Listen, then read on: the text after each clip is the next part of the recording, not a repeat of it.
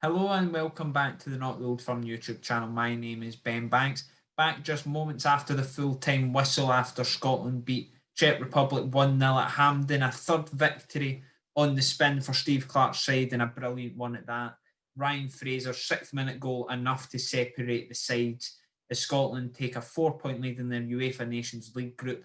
Potential qualification into the top tier of that on the horizon next month if they can get a victory next month in November, but all the same, it's been a really important, vital, uplifting few days for the national team. 3 games in 6 days. First of all was Israel, followed by Slovakia, and then Czech Republic tonight. All 3 victories in it, and it puts Scotland in a great position ahead of a massive November. We're going to look back on the Slovakia and Czech Republic game, the UEFA Nations League matches that have just gone by. We had looked at the Israel game on the channel with me and James, so if you want to check that out, you can. It's just me for tonight, and I'll give you some of my initial thoughts on the Czech Republic game, and also looking back on the 3 games as a whole, as well as touching on the Slovakia game that happened over the weekend. First of all, touching on tonight's game, a really, really good, impressive win over a very good Czech Republic team. It was well documented last month that they did have their problems, Czech Republic, with COVID, but they were back to full strength tonight, albeit without their manager again, who was stuck in isolation, COVID problems again, affecting them with a few players. But they named the same squad, starting 11 that they did at the weekend in their last match. And Scotland as well made a few changes. Injury and stuff hitting the squad again. Paul Hanlon brought in from Hibs after his impressive spell, not naming a full bench of substitutes, but still a very strong team looking to build on the recent victories over the last 6 days prior to this one. Ryan Fraser, Lyndon Dykes looking really good up front. That looks to be in this 3-5-2 system that Steve Clarke is playing. They look to be the main men in that, playing really well off the top of each other. Lyndon Dykes is that sort of striker that you would hate to play against, but you love in your team. He's hard working and he's got a clinical edge about him as well. Ryan Fraser, not exactly a striker, more of a winger, but in that free role, it just seems to be working wonders, putting in lots of hard yards, and he's getting on to all the loose balls Lyndon Dykes is creating just with his knockdowns and things like that.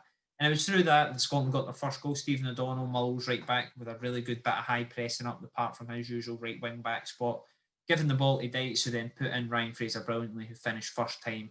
And that was enough for Scotland to get the win. Czech Republic did throw a lot at Scotland, especially in that second half. Derida's corners were causing all sorts of problems. John McGinn having to make blocks in the line. David Marshall made a few good saves. But overall, Scotland ground out the win again, and this is the thing with Steve Clarke's team, starting to look a bit like they did when he was manager at Kilmarnock.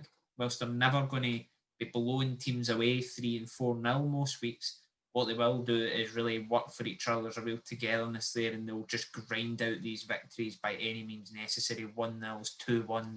It's going to be those sort of games. Nervy to watch as fans, but really, really solid. And even though it was 1-0, you were never... There were periods where you thought Czech Republic could get away with this, but overall, I mean, Scotland defended really well, and outside of maybe 15-20 minute spell, even though there was only 1 goal in it, you never really felt in any danger with Scotland's setup, and that's a big credit to Clarke and a big credit to the defence in particular. Declan Gallagher looks to have made himself Scotland's number 1 centre-half in these games. The Mull captain defending so well at the heart of that defence, alongside Scott McTominay, who's transitioned from Manchester United midfielder to Scotland centre-half, continues to show green shoots. He's been really impressive over these 3 games. And Andy Considine as well, well-deserved first 2 caps at the age of 33, and probably won't be the last we see of him on the international scene. He more than proved his worth at this level. And of course, there might be a few players in front of him when everybody's fully fit, but he did himself no harm. And I mean, if he was to start against Serbia next month, I don't think anybody would be too upset about that. He defended really stoutly, and it was nice to see as well Paul Hanlon coming off the bench to make his debut. A well-deserved appearance for him. I think Steve Clarke mentioned the similarities between him and Considine at Aberdeen and Hibs, and a very similar. Paul Hanlon's been a great defender for Hibs for many a year now and deserving of his call. But overall, the Czech Republic game puts Scotland 4 points clear in the Section B, which could get them qualification to Group A. And it brings about that question again of whether the UEFA Nations League is really worth it, because we debated it on the last episode, whether during times of COVID, is it worth it for teams like Scotland to be sending players and stuff from different clubs around the country and maybe even abroad in near times, who knows. to come in and play these games, the incentives for Scotland show, and especially when they're about to win it, that it's definitely worth it. They've got potential glamour games coming up against some of the world's biggest nations. It could secure them a World Cup 2022 qualification semi-final spot, similar to the one we had against Israel. As well as that, if you are one of the worst performing teams in Group A, because those teams are usually expected to win their qualification groups either for the World Cup or the Euros anyway, even if you do finish third or fourth in those groups, you could still get a playoff spot. So Scotland could, if they manage to win the Nations League next month as well, have secured their spots in playoffs for not only just the World Cup in 2022, potentially Euro 2024 as well, if things plan out the way they want it to. So all very positive. Slovakia game as well was another one, really ground that out.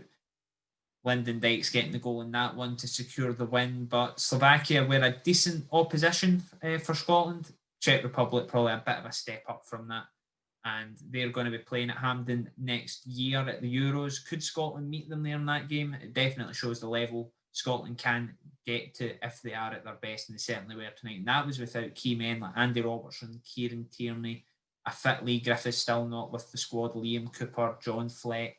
Lots of men missing from that, but still they managed to grind out the win. There's a real togetherness about Steve Clarke's side just now.